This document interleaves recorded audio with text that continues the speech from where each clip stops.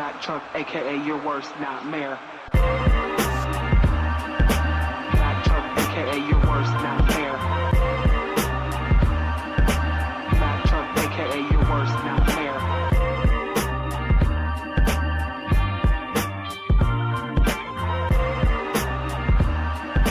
Mack Truck, Mack Truck, Mack Truck. Welcome back.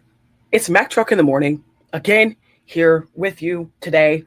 It's hump day, y'all. Welcome in. You're listening, watching, viewing another edition of Mack Truck in the morning, the Mack Truck podcast, live from chilly Michigan today. I appreciate you guys for joining me. My name's Mack Truck. Welcome in. We've got just a little bit of a shorter docket for you guys today. I appreciate you guys joining me here, back on both streams here on the StreamYard and the Underknown Network. All things presented to you by the Underknown Network, as well as the TikTok sphere over here on TikTok land. Again, thank you for joining us. We're here hanging out today. Got a short docket for you, like I said earlier today. Going to talk some WNBA in terms of the new expansion team in the Cleveland Sirens. Going to talk about Claressa Shields and her upcoming fight with Kay Scott for the WBO and WBA middleweight championship titles. Also going to talk some more NFL contracts in terms of Zay Flowers and Bijan Robinson. So we're going to hop into that. And like I said, I appreciate you guys for joining. We're here. It's hump day, Wednesday. We're in the building here. I appreciate you guys for joining us. And make sure you're following all things Underknown Network as well. Okay, big shout out to the network. Just had some conversations with the network heads this morning. So we also have On the Map coming to you live 2 p.m. Eastern Standard Time for those of y'all who don't know. So make sure you're hopping off of my show a little bit early to catch On the Map live on TikTok and the Underknown Network as well. I'm excited to be here with you. I see some people in the feed. Alfonso, welcome in. Thank you for joining us, my friend. And like I said, we're going to have some audience-led topics here towards the end of the show. But just to kind of catch people up, we are definitely talking about the NFL contract extensions for Zay Flowers and Bijan Robinson. And here's the crazy thing about this whole shtick, okay? Crazy part about this whole shtick is that we know that the contract extensions thing is going to happen. We've known that. That's not something. It's a part of football. It's a part of sports. Contracts and extensions are a thing that happen. It's just inevitable. Like, and it's very. It's an interesting saga in some cases. Like, for example, Zay Flowers, who we'll get to in just a second. I think it's crazy that people aren't necessarily like, oh, I'm gonna, root for this person because this stat last year or whatever the case is.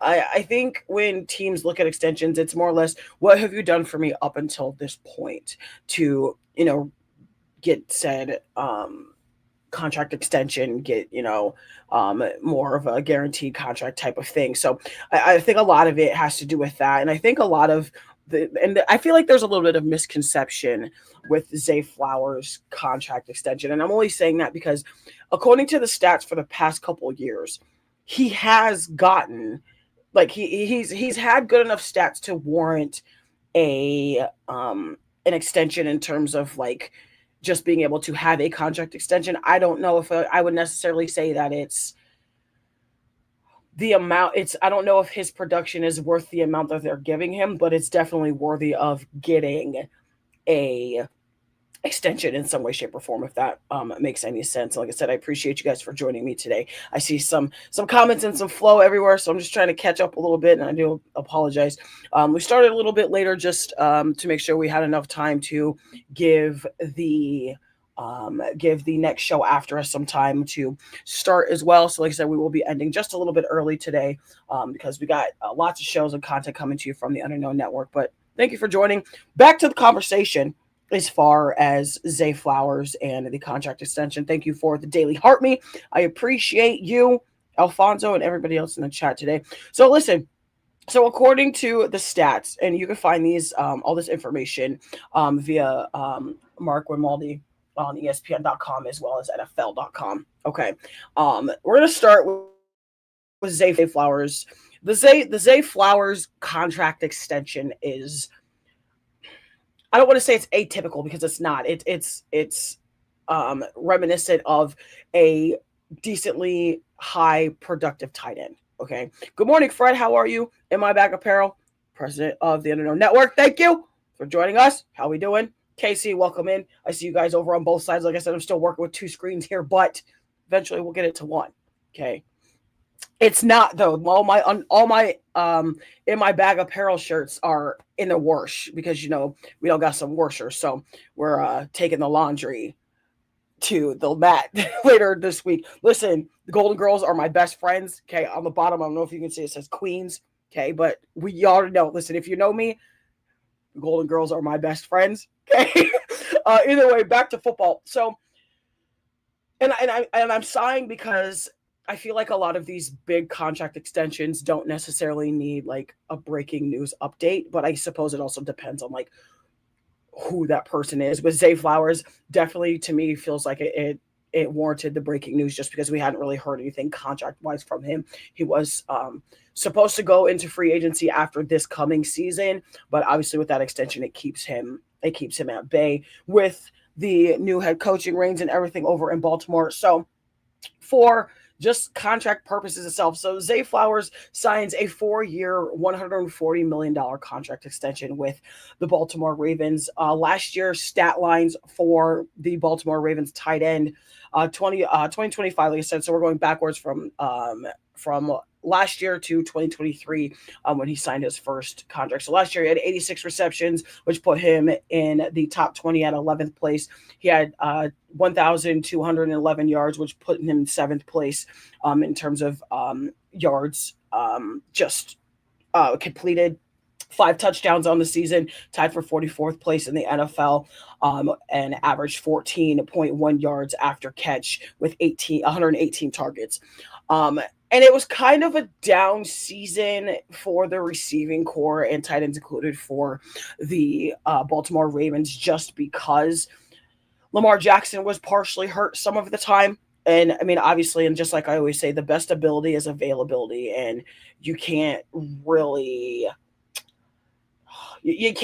throw to your receivers and your tight ends if your quarterback itself isn't available, if that makes sense. Like, so like you can, your receiving core and tight ends can catch everything they want, but if they don't have their starting quarterback to essentially keep feeding them the targets, feeding them the balls and all the things, the production's going to go down. And that's kind of what happened last year because Lamar Jackson was hurt a good portion of the season. So, and we love to see when people are able to come back from injuries, come back from all things,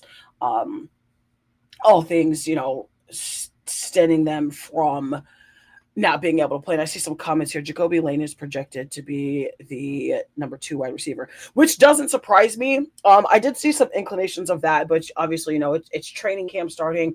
We're no longer in the off season, so anything can change, anything can happen. It's a thing. But I'm not surprised if Jacoby Lane ends up being that even that 1A. I don't even want to necessarily say 2 because he's good enough to be that number 1 option. But when you have somebody like Zay Flowers who can also play tight end and receiver, it makes it difficult, which also warrants that $140 million contract. But I also want to know a little bit more of the details in terms of like what's guaranteed, what's the incentive part of that, if type of thing. So I think the biggest thing for me is just, if we're going to keep giving these giant he's listed as a tight end. That is what he is. He's listed as a tight end according to NFL and ESPN. I know he primarily plays a lot of wide receiver, but the way he can get separation, and which is what the Ravens need not right this second, but that's what they need to stay in contention with what they're trying to do for the past couple seasons. You can't just have Jacoby Lane out there.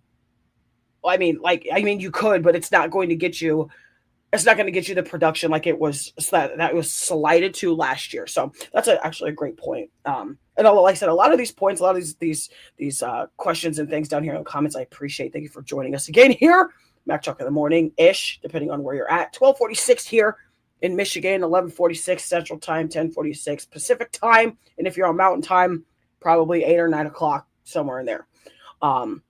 Big shout out to you guys. Make sure you're liking, sharing, subscribing, everything on the Underknown Network with the Mack Truck Podcast included. Big shout out to Tycoon Sports Media. Welcome in. Thank you for joining. Make sure you guys are getting your dailies and all the things while we're getting back to the football conversation. And like I said, you still have Lamar Jackson over there. Obviously, you still have Kyle Hamilton on the defensive side. You also now have Trey Hendricks, who was supposed to play alongside of Max Crosby in that whole fiasco during offseason trade deadline and everything. You also still have King Henry over there as well. So there's going to be a lot of your production in terms of that.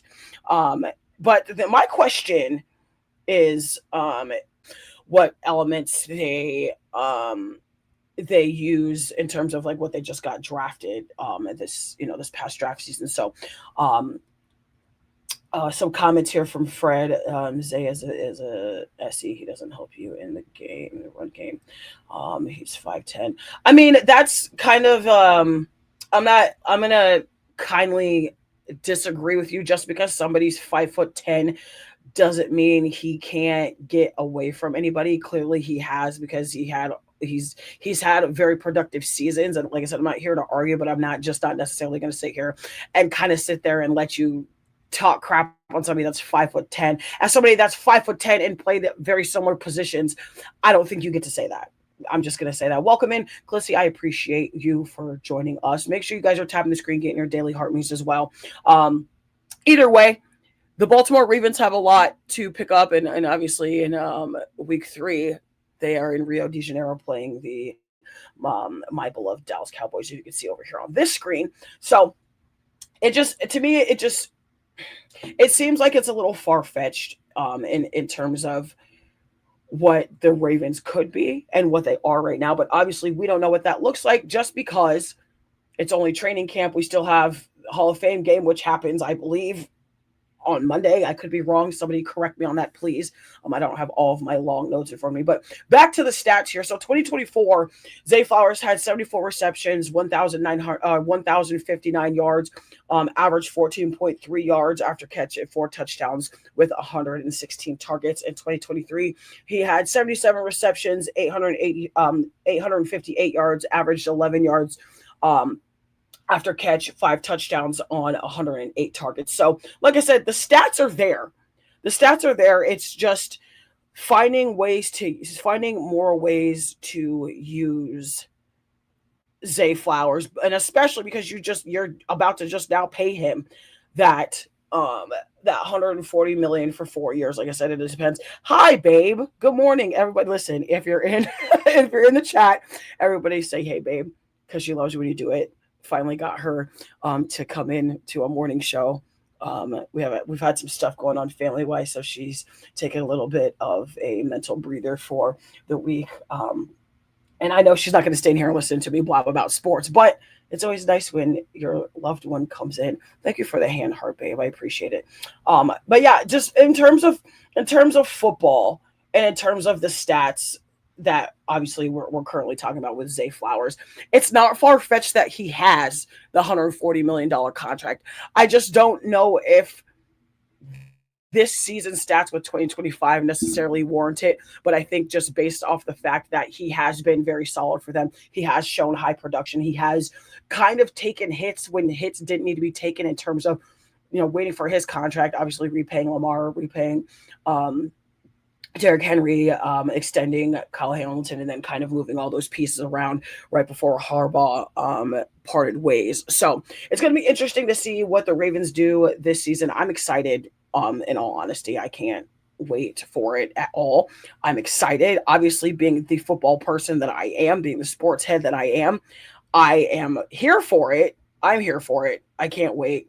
Obviously, all things football and Dallas Cowboy land for me, but here on the Mack Truck Show, we look at all football. It don't matter, college, NFL, women's. I know a little bit about the CFL, but we're a football-friendly show here in terms of that. So kind of moving into the next part of like this contract extension. Like, and I just kind of have a question for the generalized crowd. Like, do you think that some of these contract extensions are warranted? Like, there's one contract extension going into just the next team that we're going to talk about with the Atlanta Falcons here in a little bit that doesn't quite make sense to me.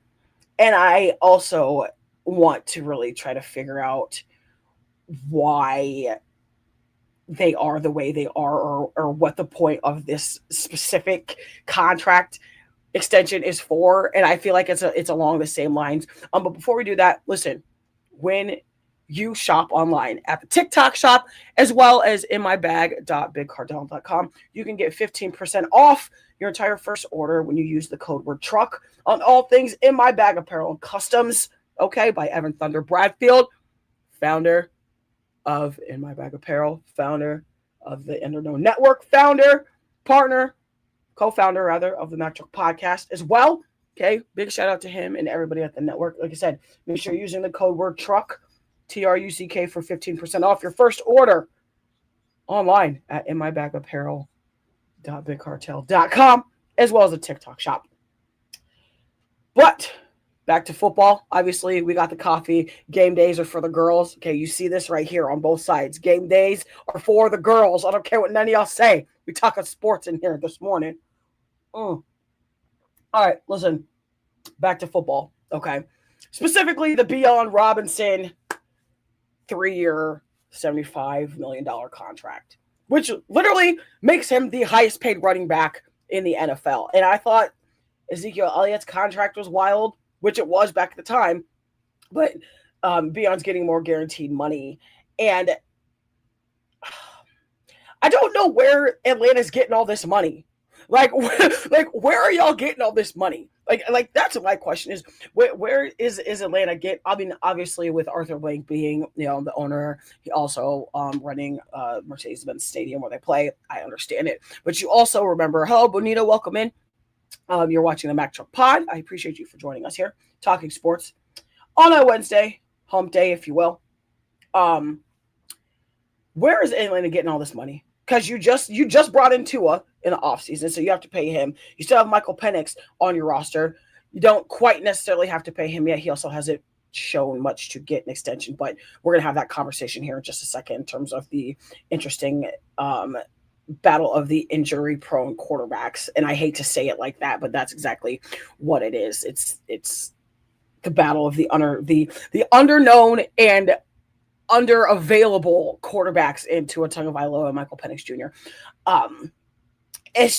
I just really, really want to know where they're getting all this money from.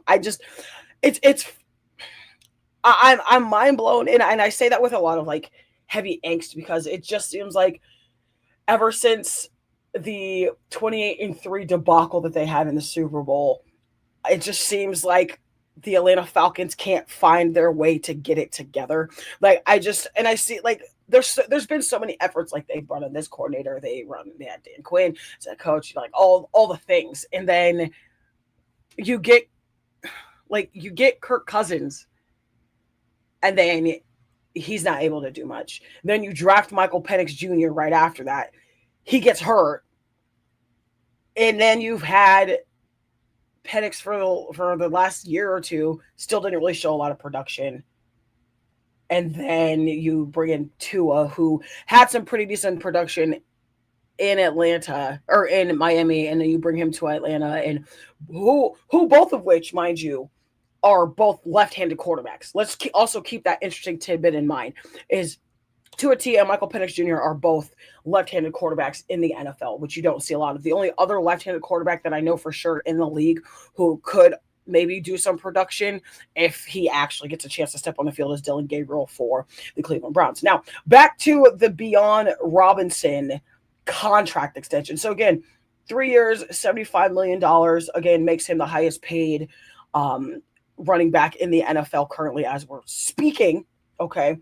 Last year's stats for 2025, 287 carries, which put him in the top 5 at 5th place for last season. 1,487 yards, which puts him in the top 5 at number 4 for last season. 7 touchdowns, which tied him for 18, and averages 5.2 yards a carry, which puts him in the top 5 at number 5. And my thing is I see the longevity portion of this of this contract extension. Again, the $75 million for 3 years, I feel like if you were just going to do that, you might as well just extended him for the full 4 years and given him the extra 25 and made the incentives a little bit bigger. But in terms of trying to shore up positions and shore up roster spots, like prior to trying to make the decision on who's going to be the starting quarterback down there, I completely understand. Like, obviously the production is there. Bijan Robinson was one of the better running backs in the league. When I say better, I mean one of the top 10, obviously stats, stats showing. And obviously if you watch the sport of football, you know that as well. So, like I said, average 5.2 yards a carry, which that's about a first down every 2 plays, depending on what play set you're running, all the things. And kind of just to go back here, because we us, we go backwards in stats when we're talking about contracts and all the things. So just rushing alone for 2024, he had 305 carries, had 1,456 yards, averaged about 5 yards a carry, 14 touchdowns for 2024, just in terms of rushing. And then 2023, he had 214 carries, 976 yards, averaged 4.5 yards with 4 touchdowns. So the production is there since 2023, since he's gotten there. The production is there. So the contract extension itself is warranted. I just don't understand. I feel like, and maybe I'm wrong, so if you guys are still in here, correct me if I'm wrong, but I feel like he still has a year or two on the current contract he's playing under. If that's not right, please correct me, but I'm almost positive that's what that is. Is he has still still has a year or two left in the under the contract that he has currently as it stands, which, obviously we know how contract extensions work. If you're on your last year or two of your current contract, you can pretty much get extended anytime after those first 2 seasons of play service in the NFL. So kind of similar to the NBA and WNBA as well in terms of the contract issues or conversations itself. So I definitely can see that. My other question is kind of back to where the hell is Atlanta getting all this money from? Like, I'm baffled and not all in the same breath, if that makes sense. So, and I say that because, again, where the hell is Atlanta getting all this money from? Ooh, excuse me. Where's Atlanta getting all this money from? Perfect example. And kind of back to the other contracts that kind of make me sit here and wonder, like, what are we, like, where are we getting all this money? Like, are y'all selling like cattle? Like, did we strike oil? Like, what are we, what are we doing? So more contracts within the Atlanta Falcons organization. So they signed Drake London to a 4-year, $140 million contract extension as their wide receiver number 1. They also signed Kyle Pitts to a 3-year, $54 million contract extension. Excuse me. And then this is the one that puzzles me, and it doesn't puzzle me because of the position, but it puzzles me in terms of, you had a lot of other places to shore up, and you rather than shoring up a left tackle, you shored up the left guard first, and Matthew Bergeron for 4 years, $96 million extension. And again, I completely understand wanting to shore up your blind side.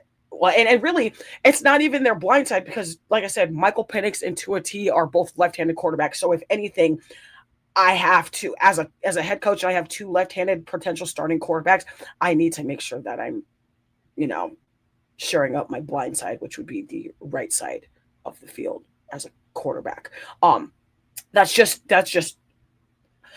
as a player, I feel like that would be the first priority if I'm going to really try to protect my quarterback assets or the lack thereof. Hi, brother. Welcome in. Thank you for joining us. I appreciate you.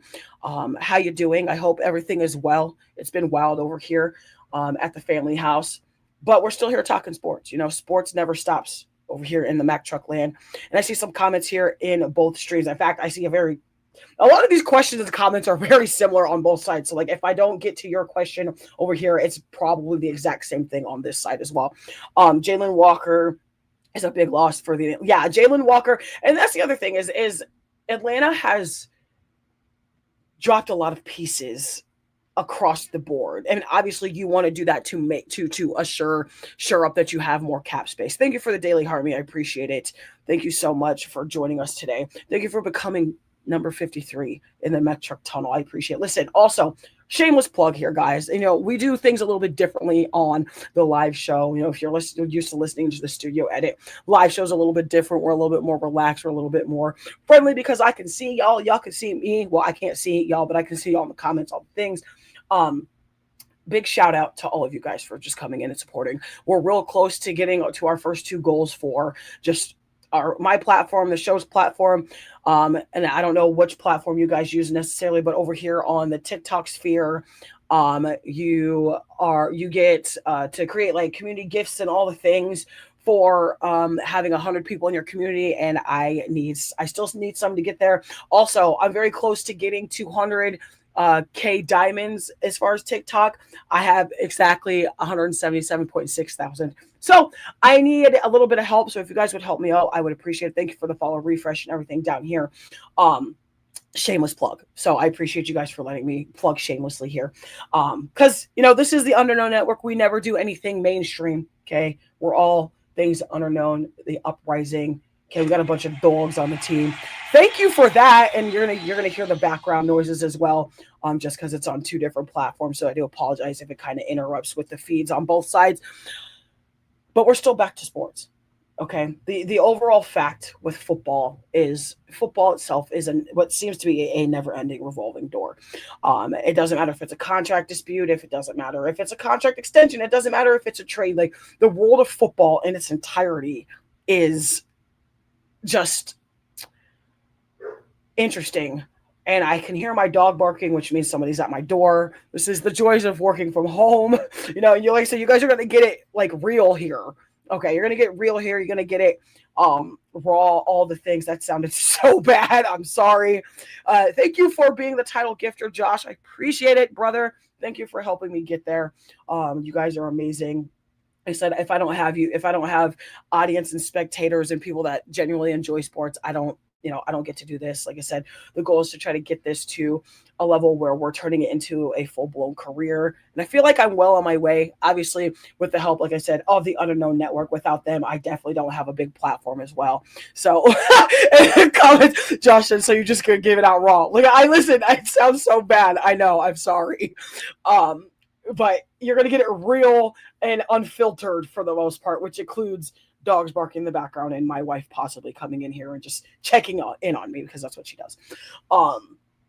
But yeah, so we're still here talking sports, still here enjoying with you guys. And like I said, if you guys have anything you want to talk about, whether on either stream or just in general, drop it in the comments because that is part of our section today is more audience. So listen, there's so much more with sports and jersey numbers we can talk about here in just a second. I'm glad you brought that up though. That's a good topic. We're gonna talk. If we got time, we're gonna squeeze it in at the end. Do got to talk about this boxing match with Claressa Shields coming up on the 15th of August, so just about 10 days. Okay, in Atlanta, Georgia, at the State Farm Arena via DAZN Sports Network, if you will. 10 2-minute rounds, and I'm gonna stop right there. I hate the fact that women's boxing, in terms of all the major sanctioned federations of boxing, women's boxing is 10 2-minute rounds. And I think it's the dumbest thing on earth because I will tell you this, MVP Promotions runs it like how it's supposed to, where men and women are both fighting 12 rounds of 3 minutes like a normal main event title boxing match is supposed to be. Good morning, MJ. Welcome in. Hi, I see you down there. And I'm not taking any requests right now, just so we're clear, because we are in the middle of the show itself. But after the post show, we will be being in boxes, all the things. So it'll probably be later tonight once I get off work per normal. But either way, women's boxing, the sanctioning worlds of women's boxing outside of MVP promotions, it's still very old school, and I don't understand why. This is 2026. There's absolutely no reason why women's boxing should not be the same rounds and lengths as men's championship boxing. It makes no sense whatsoever. Like, why in 2026 are women still fighting and boxing at 10 2-minute rounds when every other promotion that is MVP, or that's not Salida Promotions, or that's not the WA, the WBO, IBF, all those, why are they still 10 2-minute rounds? It makes the fight go faster, and it's honestly the dumbest thing on earth. It drives me nuts, and I can't stand it. It bothers me to no end whatsoever. But either way, that's what we have to work with in terms of Salida Promotions. Like I said, this is a championship bout between Claressa Shields, the current WBA, and excuse me, the current WBA and WBC middleweight and heavyweight championships for Claressa Shields. She is fighting Kay Scott, who is the current WBA and WBC middleweight champion. You can find this information at ESPN.com via Andreas Hall as well for the record. And I see some comments here. God, the comment, y'all are kicking butt today. I appreciate y'all for joining me on Sports World. Let's see, Shorty says because they don't want to give women the same treatment as guys. And I honestly, I completely agree with you. And listen, y'all can argue with your mama, not me. But that is a fact. That is a fact. It is still very old school when it comes to the world of boxing, which is understandable. But again, this is 2026 now. We have multiple weight class belt holders and title holders. Okay, we have multiple women's champions in multiple boxing promotions. Like, what are we doing out here?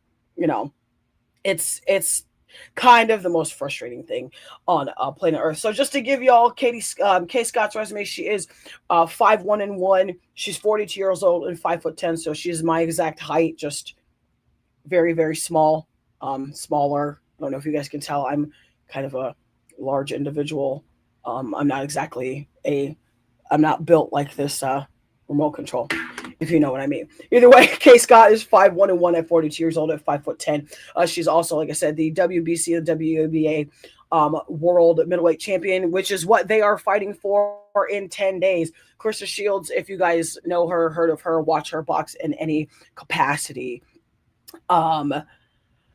They being Claressa Shields has never taken an easy fight. She's always been one of those fighters. Like, if I'm going to call myself the greatest woman of all time, I'm going to collect all these belts and I'm going to do it the correct way. I'm going to go to every weight class that I can and collect those belts and take these women's souls. And that is exactly what she has done. Now, kind of just going back to Kay Scott, real quick here. She is an Orthodox fighter out of Melbourne, Australia. So she is an Aussie, and we love that. You can find this information at boxingrec.com. Going into Claressa Shields here, and listen, obviously, if you know Claressa Shields, she's a 2-time Olympic champion. She is all things. She's got 5 belts in 5 different weight classes. She's got triple belts in weight classes. Claressa Shields is the real deal. Okay, we know that, and if you don't know that, I highly suggest you watch boxing in some way, shape, or form. Either way, Claressa Shields is 18-0. Okay, she's a current heavyweight champion. She is obviously 5'9" heavyweight, dropping back down to the middleweight for this title match. Again, so here's just some of her accolades as we're talking. Okay, she's an IBF World Heavyweight Champion, WBF World Middleweight and Heavyweight Championship title holder, WBA Heavyweight title holder, WBC World Heavyweight title holder as well. So I'm interested to see how on earth all of this works. I'm interested to see how she just goes in there and this is no disrespect to Kay Scott, because Kay Scott, even though she's a little bit older, Kay Scott can move. She doesn't have a lot on her pro resume, which is okay. And because women's boxing is still honestly kind of new, women's boxing in its full professional tenure didn't really get popularized until Layla Ali. And even with Layla Ali, she was kind of the only one as far as the mainstream popularity until Claressa Shields. Obviously, you had Lucia Riker, and obviously you had Vonda Ward, and you had the great Ann Wolfe, who I still think to this day would put a shellacking on anybody. Listen, if you know boxing in its depth, you should know exactly who Ann Wolfe is. I don't need to say anything else. Either way, you have to always remember, like, who was able to pave the way before you, and Claressa Shields has had no problem, paying homage to that, obviously with some of that drama and controversy she had with Layla Ali, some of the run-ins she's had with people just because she is, so blunt, so out there, all of the things. It's very telling just how far she's grown. She's, people like Krishan have tried to fight her, and people like just people that aren't to the caliber of boxing that Claressa Shields is. Obviously, she's had her challenges with Hannah Gabriel. She's also had her challenges with Savannah Marshall several times, Katie Taylor several times. Like, she's fought the best of the best and 2 times over. She's also supposed to be on track to try to fight Shadesha Green again. And I think Shadesha Green's going to get her ass whooped. I'm gonna just throw that out there on the map. Listen, On the Map is out here in the TikTok comments. Make sure you are hopping off of my show within the next 45 to 50 minutes, because On the Map is live at 2 p.m. Eastern Standard Time on TikTok via the Underknown Network. Okay, listen, out here, all things Underknown Network. Before we hop into our last topic of the day, just for intensive purposes concerning the WNBA, I see some conversations here on the TikTok sphere, and I want to address some of these comments. So, and I'm glad that, like I said, I love the engagement on both sides. Thank you so much. Love it. Also, make sure, like, share, and subscribe. All things on the Underknown Network with the Mac Truck podcast included. Flying out with that dude Biggs. Okay. Obviously, recognized game that comes back on the 23rd of this month at the start of football season. Okay, On the Map. Obviously, make sure you're following In My Bag Apparel as well. The sole proprietor, sponsor, founder of the Mac Truck podcast, as well as FLV James Flow with J Mac himself. Make sure you're following all things on the Underknown Network, because that's where all the shows are. Okay, that's where all the shows are. That's what we're doing here, guys. But back to the comments. I gotta plug the network every time. You just get used to it. If you don't like it, I don't know what to tell you. Don't know where here. Either way, going back to some comments here in the chat. So, Alfonso wants to know, who should start for the Browns, Sanders or Watson? Oh, this question I feel like I've answered so many times. But just to give you some context, I think contractually they are obligated to probably start Deshaun Watson. But I can tell you that he's going to be on a short leash, especially with Shedeur Sanders having taken a lot of those first team reps. And Shedeur Sanders has shown more from his rookie season now than Deshaun Watson has been able to show in the past couple of years. A lot of that due to the allegations in court, a lot of that due to the fact that he's been injury prone. That's the thing. But if I had to pick right now, probably going to go ahead and pick Shedeur Sanders. And that's not because I'm a Shedeur Sanders fan. It's not because I'm a Sanders fan. It's just because Shedeur Sanders has shown me some kind of production. But you also remember they have a brand new head coach. They have a lot of new staff, a lot of new positions, all the things. So it literally just depends on how that coaching staff and quarterback team over there sees it. I also think you're going to do more detriment leaving Shedeur Sanders on the bench again for a veteran, but the veteran isn't Joe Flacco. Like, the veteran doesn't have Super Bowls, doesn't have like a lot of the accolades for the reasoning. So I completely understand it. Like I said, contractually, I think the Cleveland Browns are going to have to start Deshaun Watson, but I think he's going to be on a short leash, and then obviously Shedeur Sanders is going to take over the reins. Like if he gets hurt again, or if he's just not producing. I also think it's going to be an active quarterback battle, really up until the first week, even into first or second week of actual play for the NFL.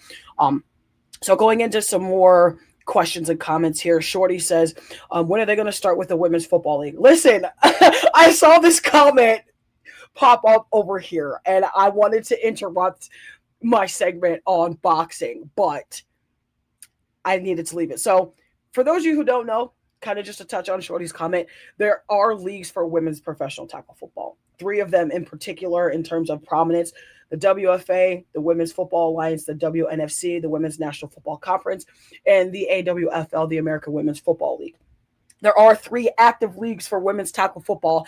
I have played in 2 of the 3 on that list. I've played for some of the old school ones, like the IWFL. If you are a true women's tackle fan, you know all about the IWFL. It was one of the longest running football leagues in, really the country. Now, women's tackle football has expanded globally. There's La Liga in Spain. There's Football Mexico. There's the German teams. There's all kinds of teams for women's tackle football. There's probably a lot in your area depending on where you are as well. And like I said, thank you guys for joining me. Go ahead and tap the screen, get all your dailies. Help me fill the gift gala. I don't even know what's in here anymore. I just seen some stuff lighting up, and I deeply appreciate all of you.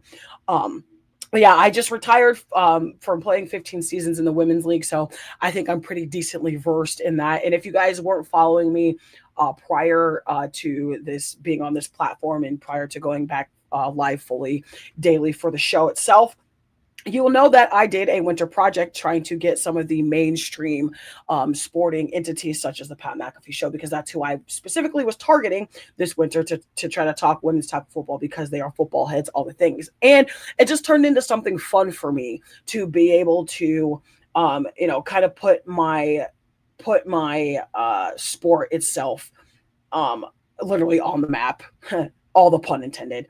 So there are definitely leagues for women's football, women's tackle football. So you just got to know where to find them. And if you need help, drop me a comment, drop me a message. We'll help you. We'll help you get in touch with your women's tackle side. But I promise you, there are women's tackle football teams and leagues. It is a thing.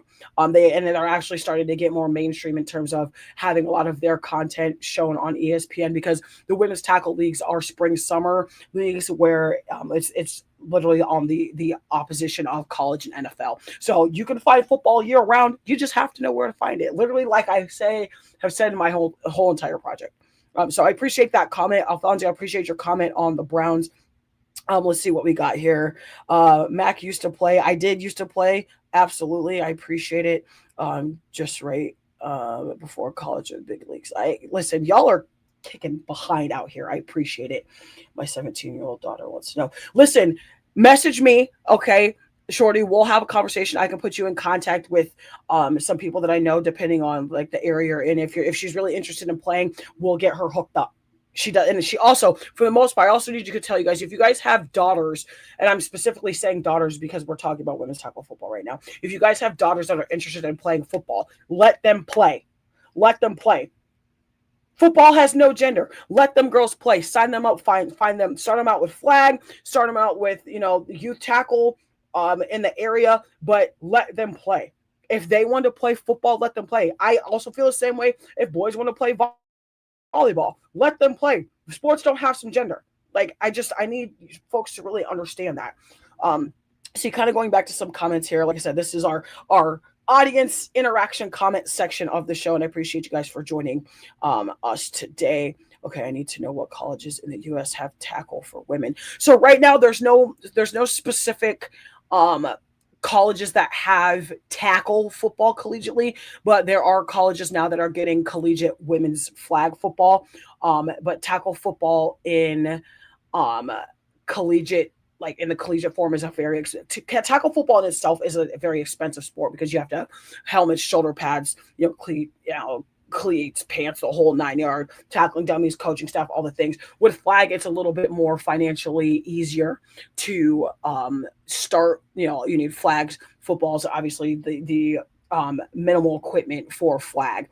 So you said you're moving to Camden, New York. So in New York, I do believe there's still one team called the New York Knockout and the New York Sharks. I don't know what teams or what city specifically they are in, but I do know that there are a couple teams out in New York as well. So like I said, send me a message. We'll link up. We'll get you guys hooked up for that as well.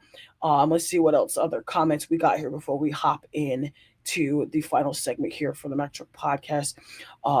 Here we go. On the map with a question. What does it say, if anything, about Dion being at camp? Ooh, great question. So, and I hate, this is going to make me sound like I'm like a hater, because I'm not a hater. It's just Deion Sanders, being who he is going to have some kind of breaking news moment, or it's going to be like a headline in some way, shape, or form. But I think he's just there to be a dad. Like, people forget that, like, while he is primetime Deion Sanders, he's also a father. He may be very well known, obviously, being with the coaching pedigree and the athletic pedigree he has. he was there to watch Shador. Obviously, it's gonna, like I said, it's gonna get the hype just because of who he is, who his family is, all the things. But I think a lot of people are kind of looking at this in like they're overlooking at it, like they're or reading too much into it. There we go. They're reading too much into it when it comes to this specifically small thing of Deion Sanders being there. Obviously, I think it also helps like Deion being there. Shador's obviously going to try to play a little bit better with his dad watching. Like we've all had that moment, like, oh, parents are here, family's here. I got to try to ball out. So I get it, but I don't necessarily think it's newsworthy, but it also does strike up the question, like, how much access does Deion Sanders have to the Cleveland Browns organization, like outside of Shador being there? Like, can he just walk into any place and just be like, yo, I'm trying to watch practice? Like I was like, dang, does he really just have pull like that? But obviously with that main factor of Shador being QB 1B, QB 2 over there in Cleveland, like it makes a lot of sense. So I get it, but I just don't necessarily think it was like, oh my God, Deion Sanders is there. Like, yeah, he's there to watch his son. Like, obviously. So it definitely it poses a really good question. So, just checking to see if we have any more comments or questions in here before we hop into the next and final segment here on the Mack Truck Podcast, Mack Truck in the Morning. Miss Debbie, I appreciate you popping in. She says, just popping in to say hello. Love you, Mac. I love you too, madam. Thank you for joining me today. Like I said, I appreciate you guys joining me here. Third day straight on the network. So glad to be here. Listen, like I said, it's taken so long to get me here on this platform with all of y'all, and I appreciate the patience. I appreciate the network for having my back through everything that's gone on. I just appreciate the network in its entirety, just creating the space for what we're trying to do and the ideas that we've had for a long time. So big shout out to y'all for that. Big shout out to the fans. Big shout out to all the new people that I've met within the past couple days as well. It really it helps me to feel like what I'm doing somewhat matters in a little bit. And not just because like I'm trying to turn this whole thing into just, a career, but I don't I come on every show and express my passion for sports. And every show it doesn't change. In fact, I think the more I do I'm on the live platform again, the more it makes me love what I do and what I get to do even more. So it's for me, it's just like, it's kind of a full circle moment. And honestly, kind of bringing me to tears, but I don't cry. So I ain't emotional. Listen, even cold coffee is still fire. I'm just saying. But no, I appreciate you guys all for joining me here today. Like I said, if you don't mind, see, we got almost 4,500 taps out there. Let's get to 6,000 in the next 20 minutes. Just tap the screen, share it out. Help me fill out this gift gal, all the things. I got like 300 and something to get the next little, like I said, I'm still trying to figure out all these things on all these platforms. So help me get to these goals. I appreciate you guys so much for just being y'all. I appreciate you guys for just being out here. Okay, I know there's a lot of things y'all could be doing outside of just looking at me on the screen, so I absolutely appreciate you. Also, hit your follow refreshes as well. Thank you, brother, for that reminder.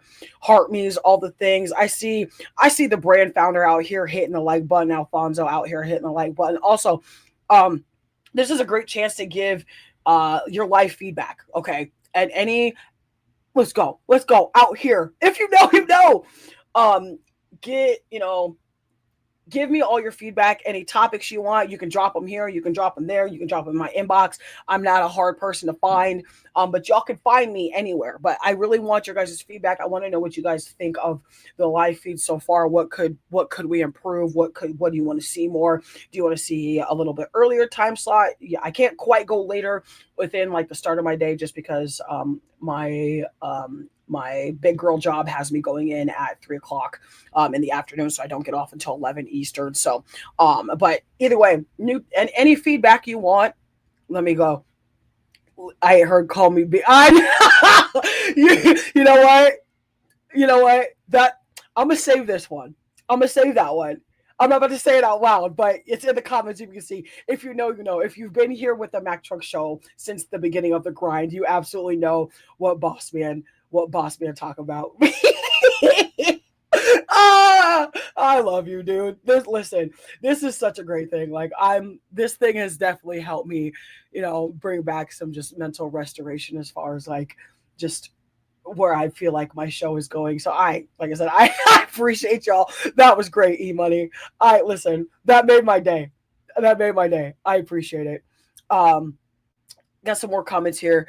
You're hard for me to find because usually when you're alive working. I know, listen, and like I said, this is the first week we've kind of gotten back into doing the live shows itself. So I'm still trying to find that perfect sweet spot. But so far, I like the 12:30 to 2 spot. Might try to move it up. I may even go 11:30 to 1:30.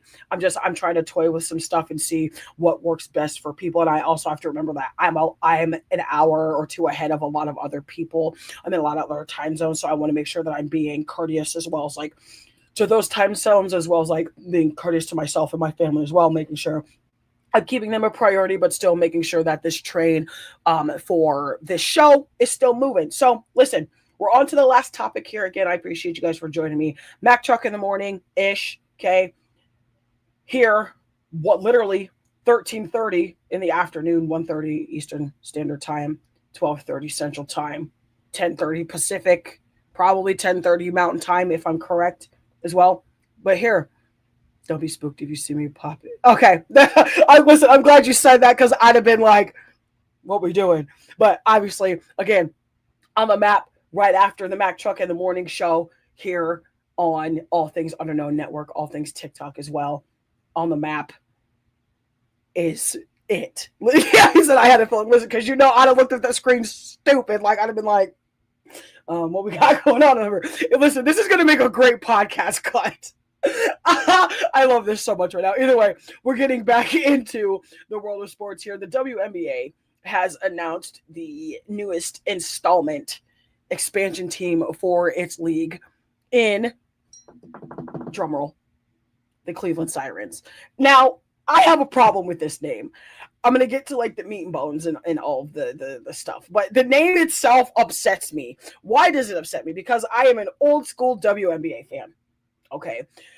When they talked about bringing a franchise to the WNBA or back to Cleveland in terms of the WNBA, the original plan was to bring back the Cleveland Rockers, which is what you're supposed to do because you're bringing back the Houston Comets. Why the hell wouldn't you bring back the Cleveland Rockers? They were part of the original sector of teams in the WNBA. So it frustrates me that this is not a thing. However, obviously, it's 2026. While you still want to bring the feel and the franchise of a WNBA team back to Cleveland, you also want to stick with the nuances, and I totally understand. Obviously, bringing the sport of women's professional basketball back to the realm of Cleveland, Ohio, and still, making it as new and as fresh as possible without it sounding, redundant or boring. Okay, I get it. But as an old school WNBA fan, I'm upset that it's not the Cleveland Rockers, but that's fine because they are the Cleveland Sirens. And honestly, their logo, if you've not seen their logo, and I wish I would have uploaded a picture over here on this side, but if you haven't seen the Cleveland Sirens logo, I ain't gonna hold you. It's dope. It's dope. It's like an underwater thing. Like it's fire. I can't even lie. I'm salty that it's not the Cleveland Rockers, but the name is kind of fire. The logo's fire. I'm just kind of a old head. It's fine. Somebody called me auntie yesterday in a panel, and I was kind of offended. I'm like 34, but I guess because you're like 20 something. Let's see. The brand ambassador founder himself kind of bothered me too, but I'm not mad at it. Yeah, listen, like I said, I'm glad that they're bringing basketball in the women's realm before. Like, I'm glad they're bringing it back, but I'm too much of an old head to just like forget about the Rockers. I can't. Like, I just something like I can't like just not remember the fact that the Cleveland Rockers were a thing. And for the record, the Cleveland Rockers, I believe, are projected to be installed to the WNBA in 2030. I could be wrong, but it's either 2028 or 2030. I also know that Kansas City is supposed to get a WNBA franchise, as well as Philadelphia is supposed to get a WNBA franchise. Obviously, this season they added the Toronto Tempo as well as the Portland Fire. So Golden State was last year as well. I'm still mad Golden State didn't use my listen. And I'm also kind of mad that you never put in the idea to really make the Chicago Skyline nickname stick. I'm just going to throw that out there. Still one of my favorite things you've ever come up with, best friend. I'm just throw that out there right now. I also feel like, let's see, Evan said, I feel like it should have been a team closer to an ocean. Yeah, that's fair. The body of water that's represented in the logo, not quite, it doesn't quite align, but the logo itself is fire. I just feel like there's a lot going on. And maybe, and then obviously, like, they still have a couple of years to try to shore up everything, make everything official, all the things. In fact, I got invited to the WNBA Cleveland page on Facebook and TikTok, so that kind of makes me happy because, like, someone sees that I'm a WNBA fan, so it's kind of dope. Yeah, definitely missed opportunities, but it's totally okay. I do want to touch base on the Cleveland Sirens representation, and I don't quite remember their names off the top of my head, so I do apologize for that. Cleveland bass, rainbow trout. Guess those don't really roll off the tongue. Yeah, I had to, the comments are going crazy right now. I'll listen. I'm here for it. That's great. Like I said, this podcast cut's going to be fantastic. If you didn't get to watch it, you're just going to hear it like what is happening. But the Cleveland Sirens head representation executives, the day that they announced it, so earlier yesterday afternoon. And I love what they said. They said, we are not the Lady Cavaliers. Listen, they are not the Lady Cleveland Cavaliers, and I love that statement. They are the Cleveland Sirens of the WNBA, the Women's National Basketball Association. They are not the female versions of the Cleveland Cavaliers. They are not the female versions of whatever other male entity in terms of professional basketball there is. And that is something that as a female athlete and somebody who's a huge advocate for equality in women's sports in most degrees, nothing infuriates me more than seeing people try to make the gender associations with teams. Like the Cleveland Cavaliers are not the male Sirens. The Golden State Warriors are not the male Valkyries. The Valkyries are not the female Warriors. Like that is not how that is. It is the Golden State Warriors NBA team, the Golden State Valkyries WNBA team. The Cleveland Cavaliers NBA team, the Cleveland Sirens WNBA team. Like there are different specifications, but they are not the counteracting of the two, if that makes sense. Like it just, like I hate when people do that. They're the Lady Lakers. No, they're the LA Sparks and the LA Lakers. Like it. Oh my God, like. It drives me nuts. And I'm trying not to rant about it. Like, listen, and I'm going to pull this out just because it was mentioned. Call me, beat me if you want to reach me. Don't be out here just genderly associating teams and sports. It drives me absolutely nuts. It drives me nuts. And like I said, it drives me nuts on all courts. Whether you're saying Claressa Shields is the female Mike Tyson. No. Or one that I used to hear a lot is, when I was playing football, I would be compared to Jerome Bettis. Like, you're the female Jerome Bettis. No, my name is Mack Truck. My name is Mackenzie Brooks. Mack Truck, that's a thing. I may play similarly to him. He may inspire me, all the things. But I am who I am. I am who I am. Just like you are who you are, so on and so forth. Nothing drives me crazier than that in its entirety. It drives me nuts. Either way, we're over. But that's the end of the show, y'all. Unless y'all have any more comments, questions, or concerns, that's what we had. Like I said, we had a short show today. Talked WNBA expansion with the Cleveland Sirens. We talked pretty much all things Zay Flowers, Atlanta Falcons, Bijan Robinson contract extensions. We've talked about just random topics in its entirety.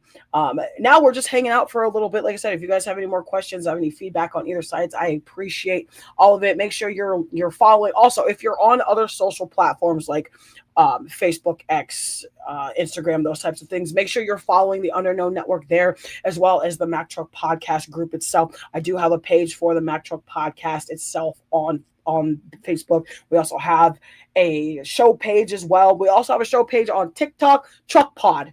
We're tapping the screen right now.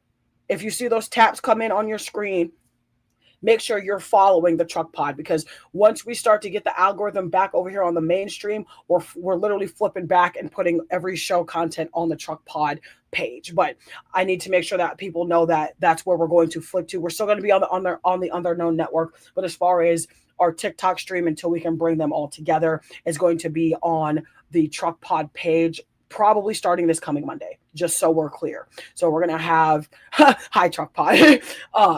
So we're gonna have the rest of the shows obviously here on the mainstream this week, and then next week starting Mondays starting out for a week of shows, we're gonna be on the Truck Pod show page. So follow that page down there. Like, share, and subscribe to all things Underknown Network. Like, share, and subscribe to the Mack Truck Podcast specifically. Okay.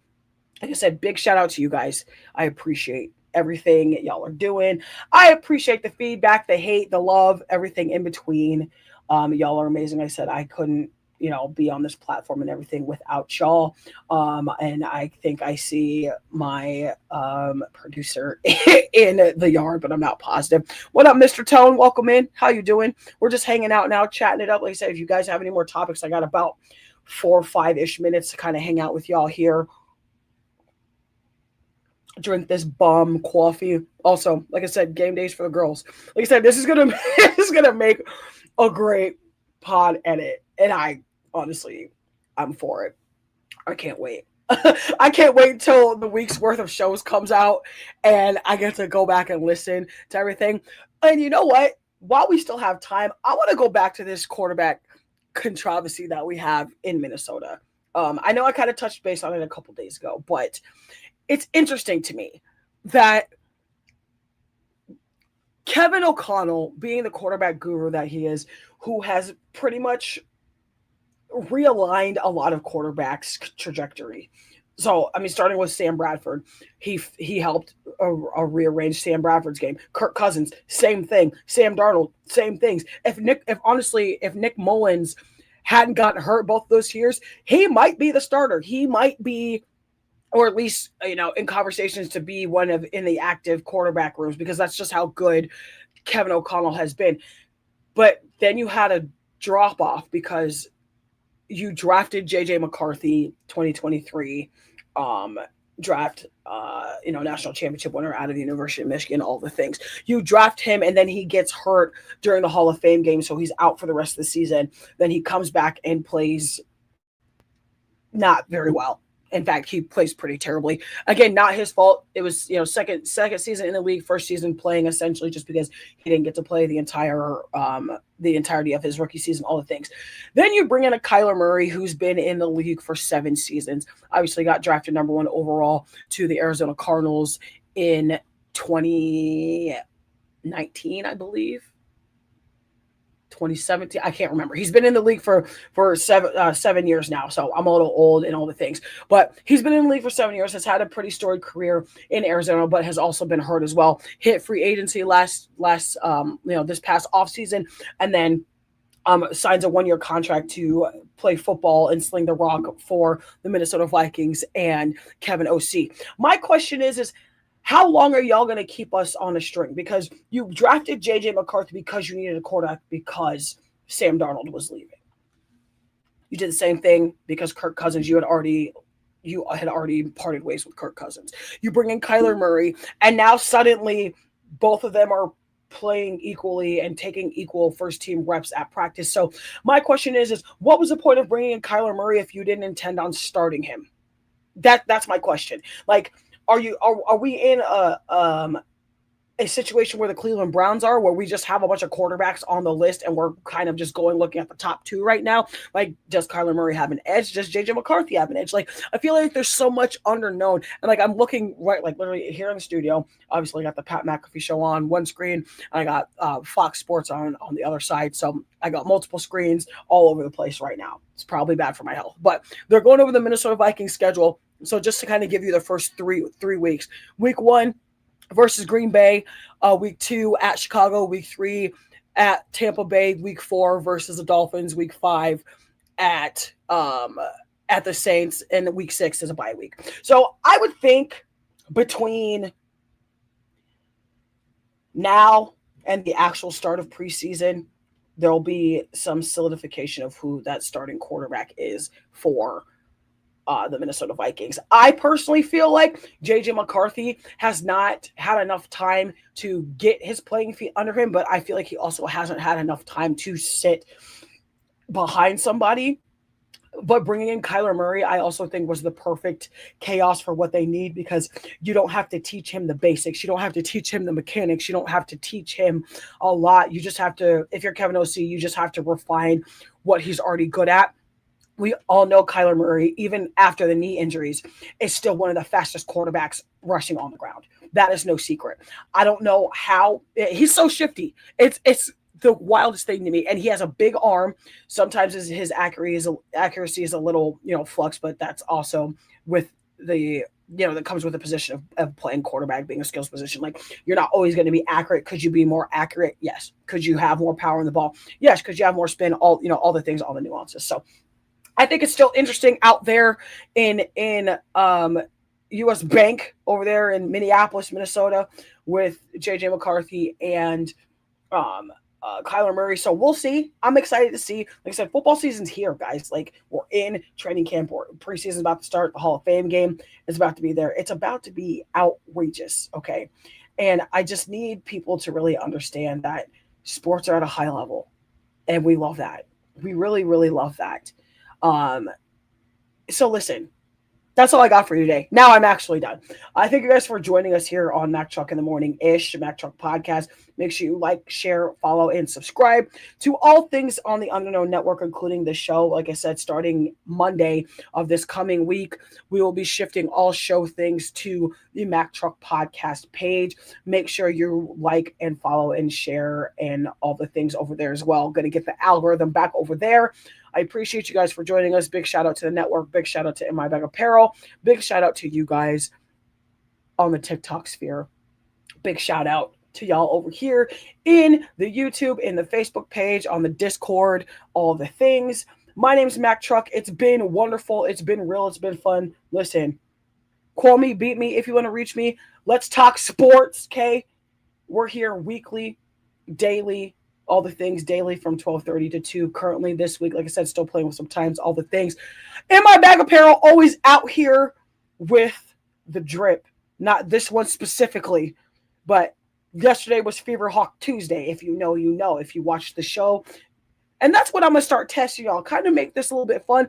I'm going to wear a random shirt. I want you to tell me if it's from the brand, what type of shirt it is, where you think I got. We're going to turn this thing into some fun, okay? It's also going to be a good time to just really test to see who paying attention, who paying attention, who out here on the social streets when it comes to the Mack Truck Show. Barracuda, I appreciate you popping in. We are ending the show. Thank you guys so much for joining me. My name is Mack Truck. I'll see you again tomorrow afternoon on the Map Starts in 11 minutes. Stay tuned and stay sporty. We'll see you on the next one.